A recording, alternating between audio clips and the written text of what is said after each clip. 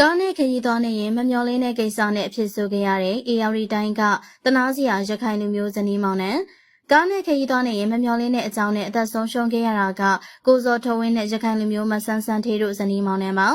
အဆိုပါဇနီးမောင်နှံဟာတဦးနဲ့တဦးအရန်ချစ်ကြတယ်လို့စိတ်ထားလဲကောင်းကြတဲ့အေယာရီတိုင်းကရခိုင်လူမျိုးဇနီးမောင်နှံဖြစ်ပါတယ်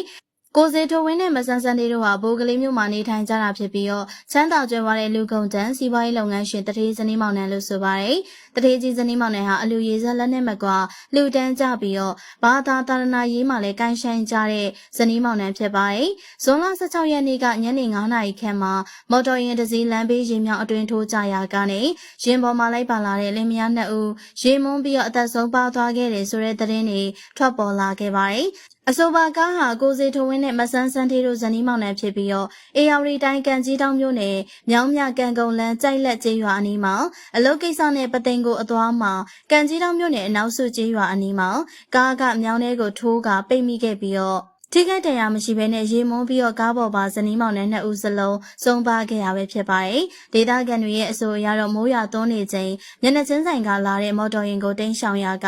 လမ်းဘေးကိုရေမြောင်းအတွင်းမှာကားသိမ်းမောက်ခဲ့တာပဲဖြစ်ပါတယ်။ကိုစေတဝင်းနဲ့မဆန်းဆန်းတို့ရဲ့ကားကတထေးတွေပဲစီးကြတဲ့မှန်လုံးဆော့အမျိုးအစားကားဖြစ်ပြီးတော့ရေမြောင်းနဲ့ထိုးကျသွားတဲ့ချိန်မှာကားမှန်ပိတ်မိပြီးတော့မောင်းနေလာတာကြောင့်ရေတွေဝင်ပြီးအပြင်ထွက်မရတော့ပဲအသက်ဆုံးရှုံးခဲ့ရတာပဲဖြစ်ပါတယ်ရှင်။နောက်ထပ်လည်းစိတ်ဝင်စားဖို့ရအကြောင်းအရာတွေကိုတင်ဆက်ပေးမှာဖြစ်လို့ကျမတို့ရဲ့ page ကို like and follow လုပ်ပေးခဲ့ကြပါဦးနော်။